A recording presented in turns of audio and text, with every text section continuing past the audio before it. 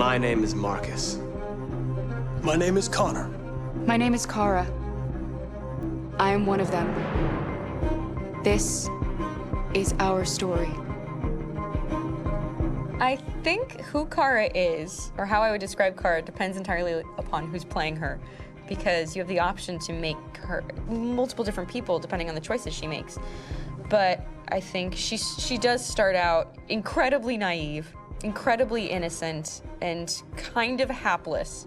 I'm sure we used to be friends before I was reset. Maybe we can be friends again. She's a person who's characterized, I think, by empathy. She's a person who really, she just comes from her heart. You'll never leave me, right? Promise you'll never go. I promise. Kara, please! Are you okay? Are you hurt? Wait a minute. Leave her alone! Kara, leave her alone! The really beautiful thing that I've had the gift to be able to do is to essentially build a person from the ground up, because that's what she's doing throughout the game. And with every experience she has and every person she meets, she's building, you know, first emotions and then the sense of judgment. And it's sort of an exploration of what it is to be a human. Don't worry. Luther and I will be right here.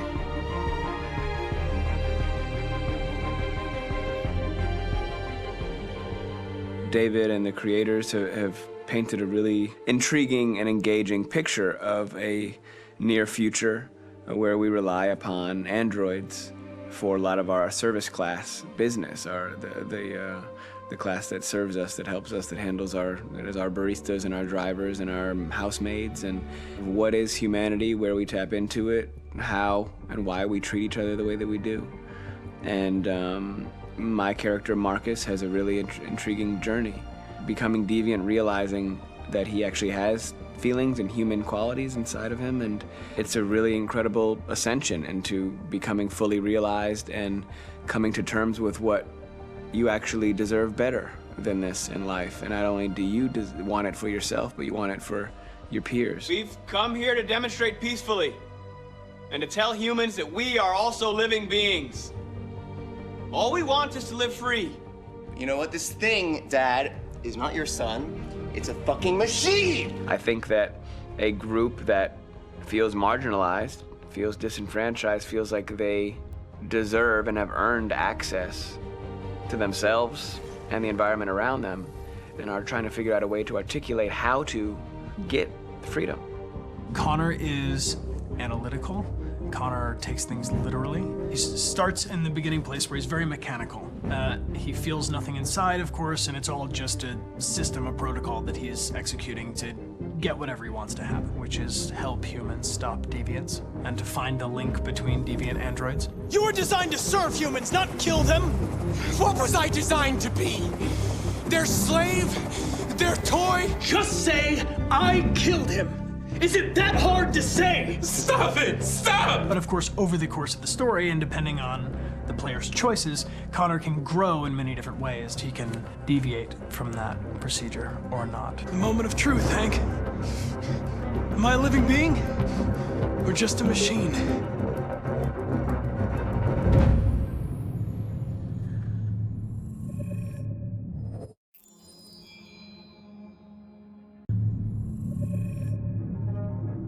When David and Guillaume got back in touch about making Detroit, I wasn't terribly surprised they decided to make it because the fan response was so intense. So it makes sense that they would choose to do that after the enthusiasm.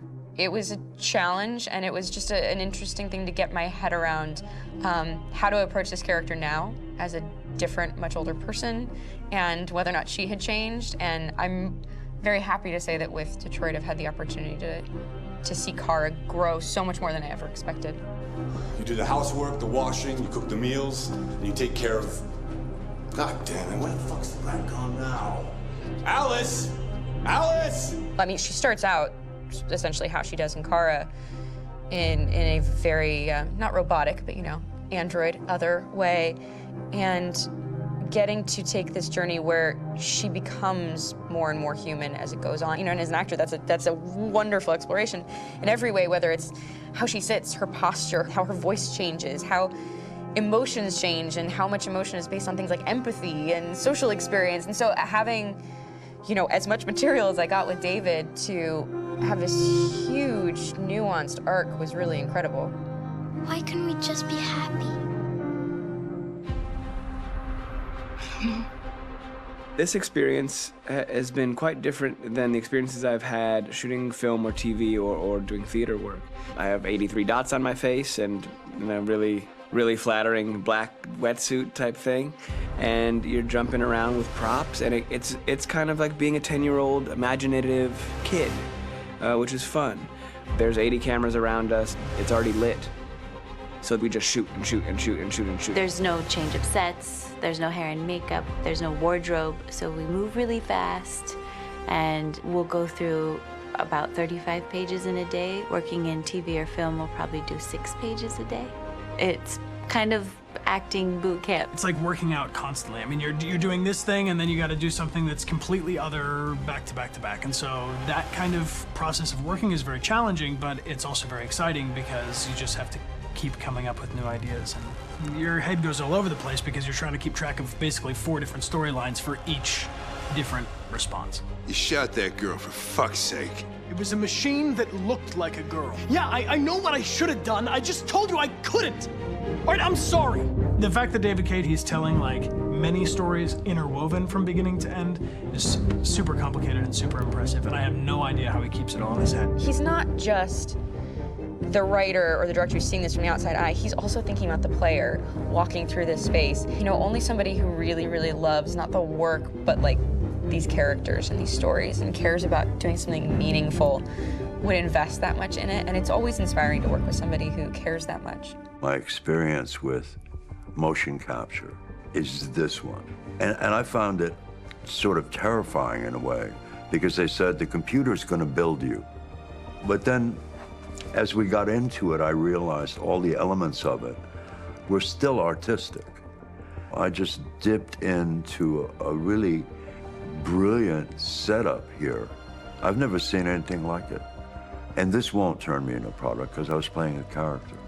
So it's wonderful. In the game, Detroit comes back because of a revolutionary industrial rebirth. And there's no reason why that can't happen in Detroit, because they have such tremendous infrastructure for millions and millions of people who can very easily support, you know, a new industry. The city is really strong and resilient, but the city has also been through so much. You see the damage. But it takes that time of kind of rebuilding and reinvesting into the city that I think is happening slowly but surely. The potential of Detroit as a city is something that this game does a lot of justice to, because it would be easy to look at Detroit as some place that used to be, and that's not the case. This game provokes a lot of conversation and reflection on our potential near future engagement with machines. That's what we are to them.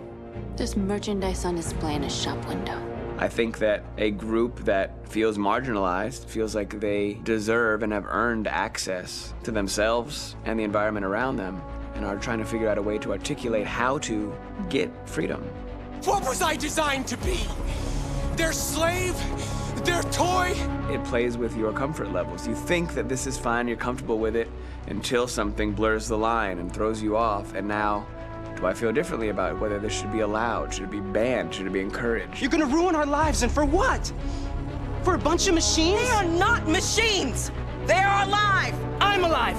You're alive! They're nothing! There are lots of comparable comparisons to any type of persecution of religion, race, etc., dating way back. It can't just be a video game where you shoot 'em up or where people make these choices to do whatever. I think that's the whole point. You have the choice, and you can either choose to go in one direction with your character or another. And I think that's going to be very telling about the gamer. Very telling. I think there's going to be a really strong reaction to this game, which has such a strong perspective. I'm that much more proud of it now to get to be a part of it, because it's important. In this game, you're actively building and designing the character through not just what kind of shield does he have or what color hair does she have, but like their temperament and the way they deal with problems. The different endings to this game are so radically different based off maybe seemingly insignificant choices in the moment, but like life, they all add up. And can't play life again, though.